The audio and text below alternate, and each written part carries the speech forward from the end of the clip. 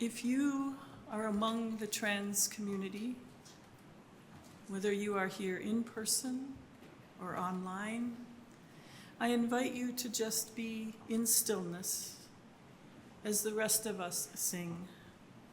We are singing this hymn to and for all trans people in the world right now.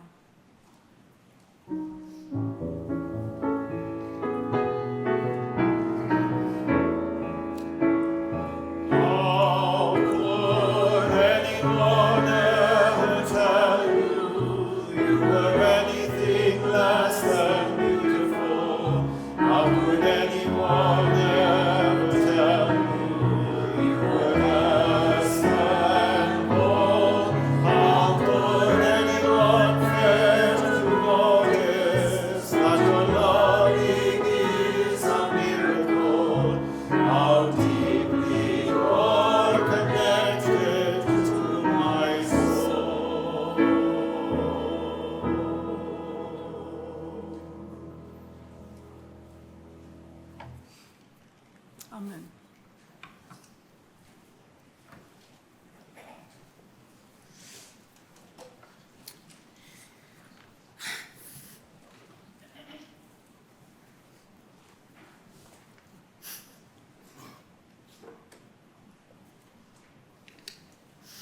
Thank you.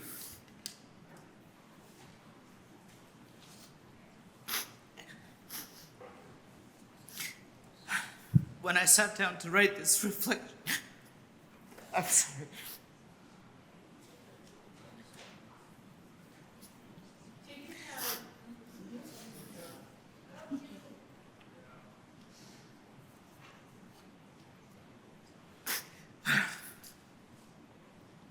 When I sat down to write this reflection, I began with a simple internet search for God and transgender people. I was looking for some affirmations and some comfort, something to lean on in a time when it feels increasingly difficult to find joy in my identity.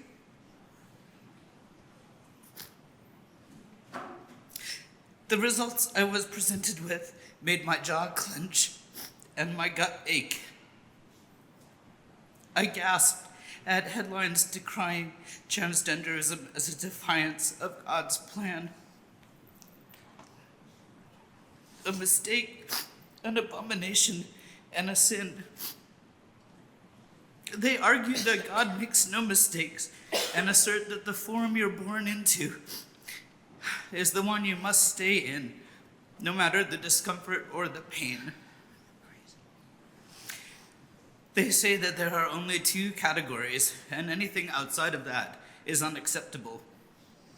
Stick to the program, they say. You're either pink or blue. Thank you.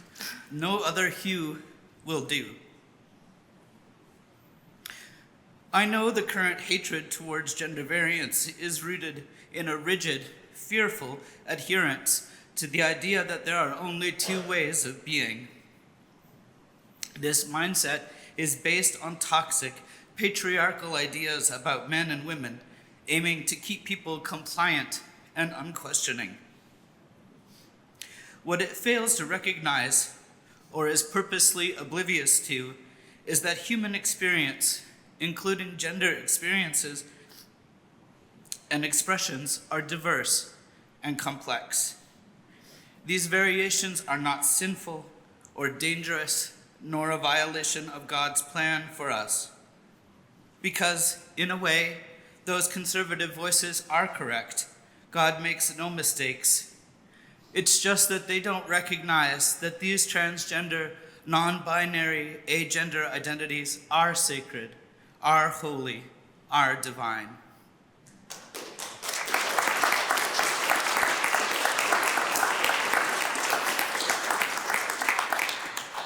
In my search, I found a heartfelt quote from Asher O'Callaghan, the first openly trans ECLA minister, who writes, and I quote, "In the beginning, God created day and night.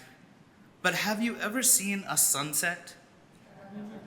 Well, trans and non-binary people are kind of like that, gorgeous, full of 100 shades of color you can't see in plain daylight or during the night. This deeply resonates with me. I have tried to force myself into a narrow, prescribed circle of gender conformity, but it was painful and deeply unsatisfying.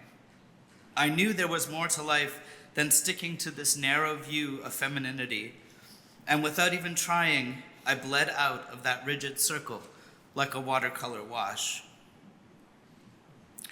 O'Callaghan continues, pointing out how even birds and fish aren't as categorically confined as we think. Some creatures both swim and fly with a, quote, creative combination of characteristics, end quote. This aligns with how many trans and non-binary people experience their genders. When they have the freedom to express themselves as they see fit, they create ways of being that align with their true, joyful selves. They sample from a creative combination of characteristics formally assigned to either male or female. These trans, non-binary selves are created by God, shaped by cultural influences along the way, and inherently worthy of dignity, love, and respect. Against all odds, trans and non-binary people continue to thrive, to reinvent themselves and reject the narrative that there are only two choices, male or female. We are finding joy and liberation in the spaces in between. Every day, I'm increasingly disturbed by the amount of hatred spreading through government channels, cloaked in the guise of aligning with God's will. To counteract this, I am choosing to focus on the joy and beauty in the world that these essentialist views deny. Between night and day, there is a peaceful and beautiful space, the dawn, full of subtlety and awe-inspiring colors. Between land and sea, there's the shore, a place of constant change, neither fully land nor fully sea. These liminal spaces exist and are incredibly beautiful, glorious, unmistakable beauty. Could you look at that and see some mistake in God's creation there? Why would you deny the same for human beings? O'Callaghan writes, God created realities in between, outside of, and beyond night and day, land and sea, or fish and birds. And so God also created people with genders beyond male and female. Trans and non-binary, agender and intersex, God created us. All different sorts of people for all different sorts of relationships. Created from love to be loved.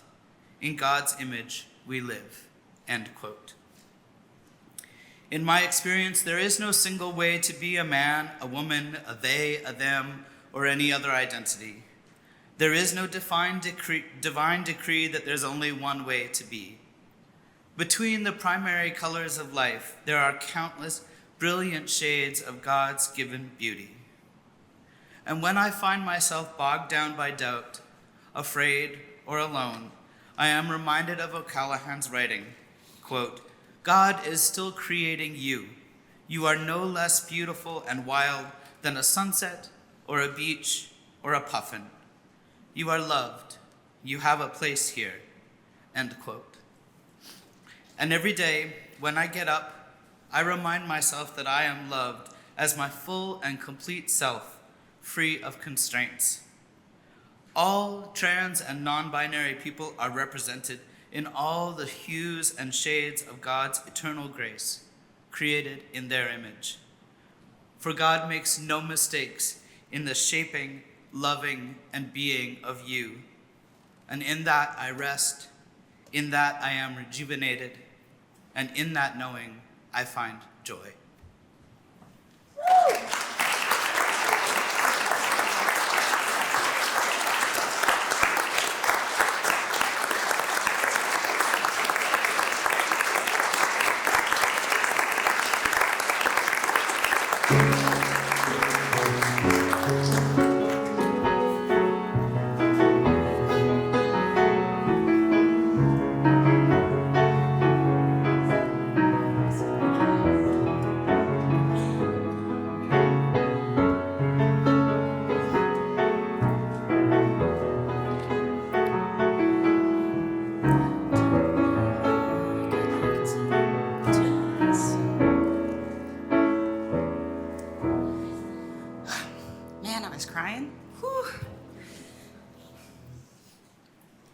my childhood, the joys that I pursued drew whispers.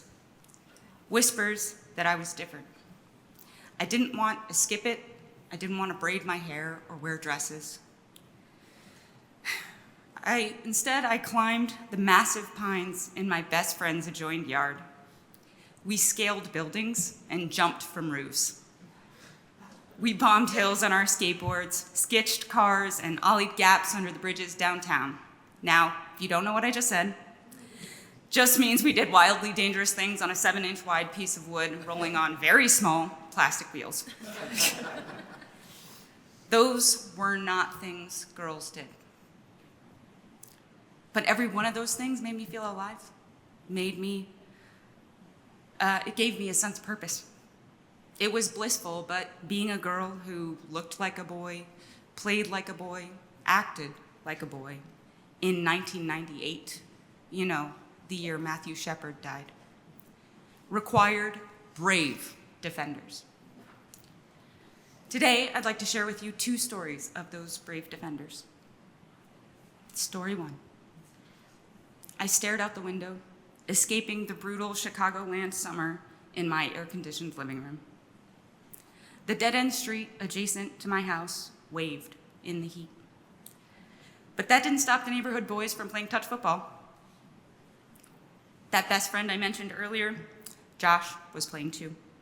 I ran outside to join the game, and when I asked to join, I was met with, "You can't play." And I said, "What? Why not?" They responded, "You're a girl." And I said, "So? I can throw a football." Which is true, I have a mean spiral. I was met with vehement opposition. The boys knew me well enough to know that I was a girl scout, and they all shouted together in protest. But the discussion continued, and my objections continued. Josh said, "It's fine, just let her play. She can be on my team." Against ferocious jeers and oppositions, Josh let me in the game. I got to play for a drive. I experienced bravery like that all throughout my childhood, people fighting for my joy against a world that actively sought to extinguish it. While the Lutheran teachers around me demanded ladylike behavior from my very wild, very boy heart, those that loved me fought for me. They fought for my joy, and they fought for my right to be as I was. Those fighting for me gave me a sense that the world was wrong. Wrong for imposing limitations on me. Wrong for encouraging me to be discongruent with my own sense of self. It was very clear to me early on that the dysfunction of Western gender ideology was not my fault.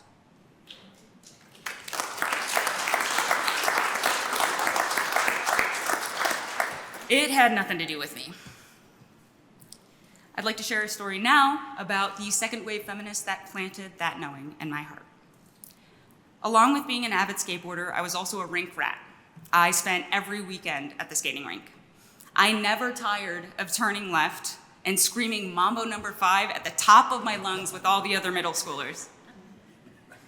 Can we pause? What was that song?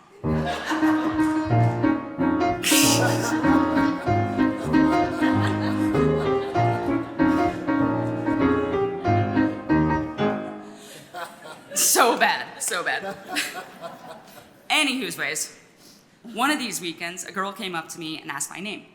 We skated together for a few hours, laughing, racing, even hitting the slow skate. I was ecstatic because by that point in my childhood, I'd been completely ostracized by girls. I'd been totally isolated from girlhood by the kids in my neighborhood, the girls at my school. I was a persona non grata, and I'd heard, "You can't play with us," hundreds of times. So having a girl for a friend while getting to be myself was, I cannot emphasize how excited I was. I flew off the rink and told my mom immediately, and she shared in my joy. "I know, I see, get back out there, kid."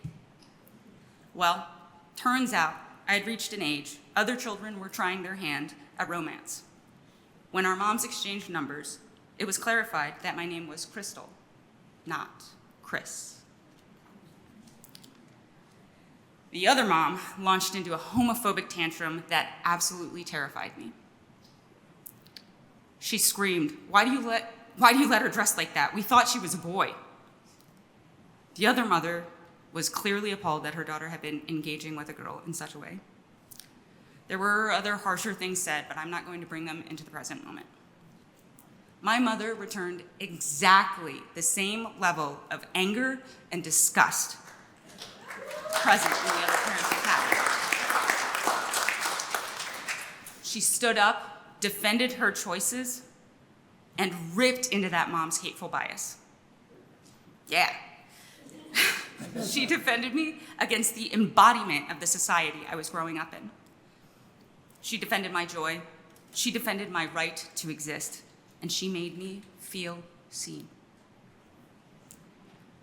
So as you bring these stories into your heart, know that these were small moments. These were infinitesimal snippets of time. But they fuel an enduring sense of self. They fuel me against the weight of Western culture. They fuel me against the idea that my humanity is defined first by gender, and they defend me from the grating ma'ams and the confusing sirs. So I leave you with this. Whenever you are given the chance to defend a child's joy, take it. Whenever you're given the opportunity to witness a child in their most aligned self, note it, praise it, earmark that moment for that child, because we carry those moments like little gems in our pockets into the unknown future.